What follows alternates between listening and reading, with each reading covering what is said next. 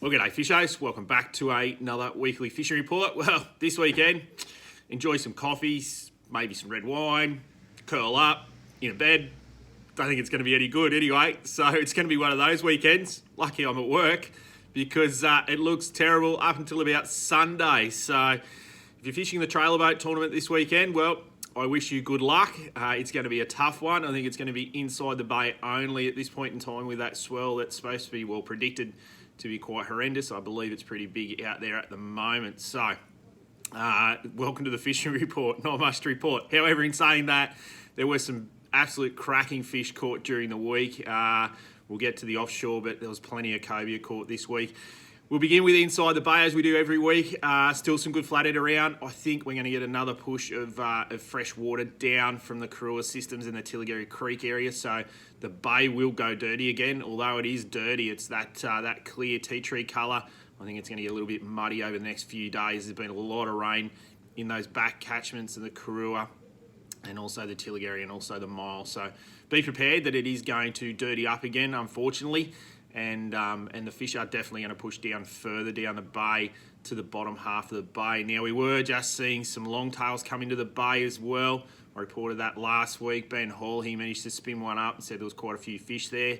But I think that may change as the days go on this week. Those longtails may disappear. We'll just have to see what the tides do and push in that better water. But also keep an eye out for it. You never know. They could still hang around. There's plenty of garfish in Shoal Bay, so they'll hunt those down. You'll see the showers of garies. Look out for that and spin into them. Don't troll. Whatever you do, don't troll into them. You're just going to spook them. You've just got to get a big, long cast, either with a smaller size stick bait or a metal spinner around that 40 to 60 grams.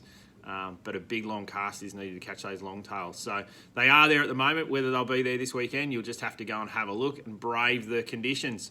And like I said, speaking of garfish, there's plenty of garies inside Shoal Bay there. The wharf can be a little bit hard to fish with a bit of swell, but if you're in a boat, you can anchor up around the moorings there. You might catch yourself a few garfish in amongst the moorings there, which is definitely worth a shot if you can brave the rain at the moment. But Sunday looking a little bit better.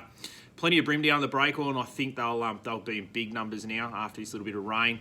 So if you're keen on catching a few brim, definitely the breakwall at Nelson Bay be also worth a shot at the Anchorage breakwall as well. Still those flatties around, plenty of flatties inside the bay. The beaches, the lower half beaches seem to be producing the best fish. Little Beach, Nelson Bay, east end of Shoal Bay, up towards Corlette, and all through Little Salamander and Wanda Headland. Be worth a shot for flatties. Not a bad spot to fish on the lee shore of the Southerly at the moment, so fish all those areas for a few flatties at the moment. So bay's looking pretty good. I think take advantage of it before that big push of dirty water reaches down the bottom of the system at the moment. A few whiting still about as well, so if you're keen on doing that, the beaches are fishing well, pretty well for whiting at the moment. Off the rocks, well, don't even think about it this weekend. Although, in saying that, yes, there are some spots you can fish the ocean rocks, but you have to be careful. You have to know what you're doing. I used to do it as a young fella. It's called potholing on a high tide, but you have to know where you are fishing because it is very, very dangerous, but it can be done. I used to love catching ludrick and black drummer and brim in these certain spots that only produce fish when it's really, really big. But you've got to be really careful. You've got to have your wits about you as well. So maybe give the rocks a miss unless if you're very, very experienced this weekend. You will get out of it a little bit down off 1 mile and places like that, but it'll be very surgy. You just got to watch for that surge. Likewise with the beaches. I think the beaches will be a write-off this weekend, although they were fishing well, really well.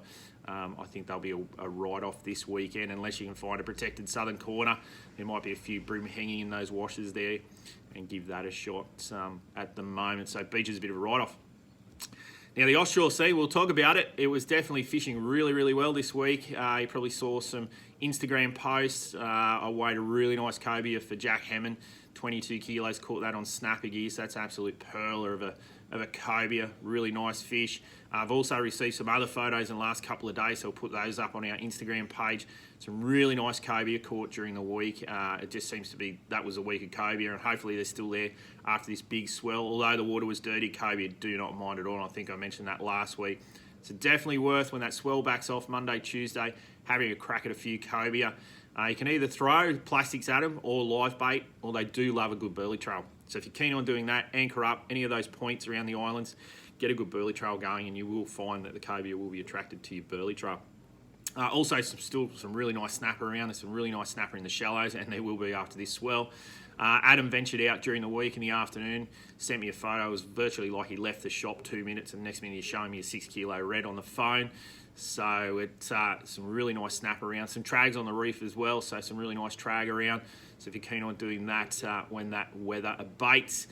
As far as the marlin fishing is concerned, well, we haven't had much to report, unfortunately, because of the weather, but you have to get out the shelf and give it a crack and have a look around. April is a really good time to catch striped marlin and blue marlin, so I'd suggest when next week, maybe, I might get a chance to go and have a look and see what's going out on the shelf, but can definitely fire up this time of year.